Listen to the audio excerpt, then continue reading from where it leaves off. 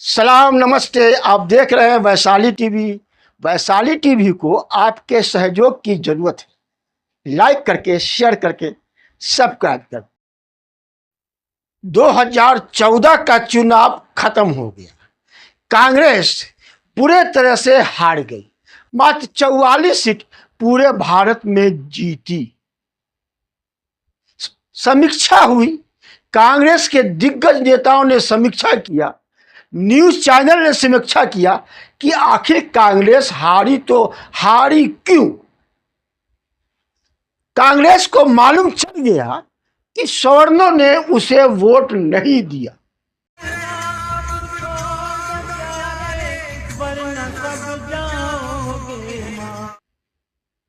सारे स्वर्ण vote BJP के ओर चले। 2019 आते आते जो सवर्ण नेता थे कांग्रेस में वो भी बीजेपी के ओर चले गए।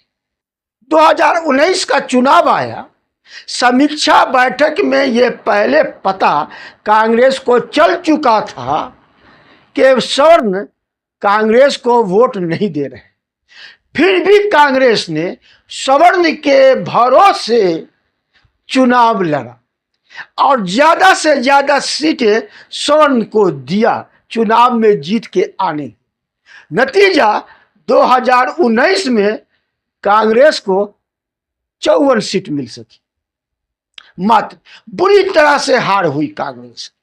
फिर भी कांग्रेस का मोह सवर्णों से दूर नहीं हुआ।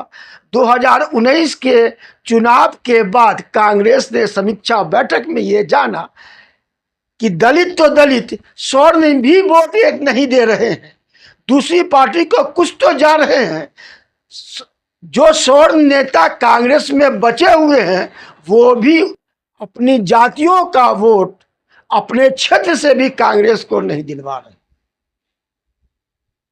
ऐसे जो स्वर्ण नेता कांग्रेस में बचे हुए थे उन्हें कुछ जानकार कहते हैं कि ये बीजेपी के स्लीपर सेल थे जो कांग्रेस को अंदर ही अंदर खोखला कर रहे थे।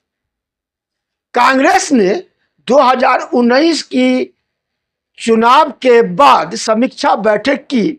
मालूम हो गया कि किसने वोट दिया और किसने नहीं दिया।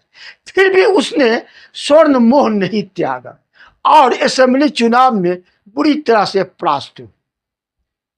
राहुल गांधी ने इस समय भारत जोड़ो यात्रा, भारत नया यात्रा शुरू की। जनता के रुझान को जानने की कोशिश की, जनता के दुख तकलीफ को जानने की कोशिश की, आज जमीन से जुड़ने की कोशिश की। धीरे धीरे जो राहुल गांधी ने भारत जोड़ो यात्रा में और भारत ने यात्रा में लोगों से मिलने के बाद मालूम हुआ उनका हृदय परिवर्तन। अब वो कांग्रेसी कम, समाजवादी ज्यादा हो गए और गरीबों के, पिछड़ों के, दलितों के, आदिवासियों के अधिकार के लिए लड़ने लगे। पहले भी लड़ते थे। कांग्रेस में रहते हुए भट्टा परसोन याद होगा, लेकिन उनकी आवाज को मनुवादी जो कांग्रेस में बैठे हुए थे अपनी बुद्धि और तर्क का सहारा लेकर दबा दिया करते थे। लेकिन अब वो राहुल गांधी नहीं थे। भारत जोड़ो यात्रा, भारत ने यात्रा से निकला हुआ बिल्कुल अलग राहुल गांधी थे। अब उसे समझ में आ गया था कि सवर्णों का वोट कांग्रेस को नहीं मिलता है तो नहीं चाहिए, और उसने दलितों पर, पिछड़ों को, आदिवासियों को अपने टारगेट पर लिया, उसके अधिकार के लिए लड़ा। नतीजा 2024 चुनाव ने अच्छा दिया। 99 सीट पर कांग्रेस की जीत। ठीक यही पोजीशन में अखिलेश यादव जी है। अखिलेश यादव को सवर्णों का वोट 5% भी नहीं मिला अभी 2024 लोकसभा चुनाव में।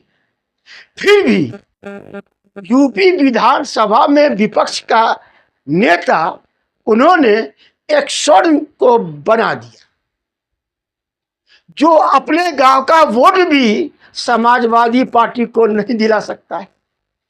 उस पद पर किसी दलित का अधिकार था, किसी पिछड़े का अधिकार था, जिसको अखिलेश यादव ने अपने पास कुछ मनुवादी जो उनको राय देते हैं, किसी भी जाति को हो सकते हैं। मनुवाद भारत के हर जातियों में है। चिराग पासवान में भी है, नीतीश कुमार में भी है, लालू प्रसाद यादव में भी है, अखिलेश यादव में भी है, सब में बैठा हुआ है। सिर्फ राहुल गांधी को छोड़। तो अखिलेश यादव ने अपनी सीट जहां वो बैठते थे वहां माता प्रसाद पांडे जी को बैठा। माता प्रसाद पांडे जी के यूपी विधानसभा में प्रतिपक्ष के नेता बन जाने के बाद भी समाजवादियों को सरवनों का वोट नहीं मिलेगा।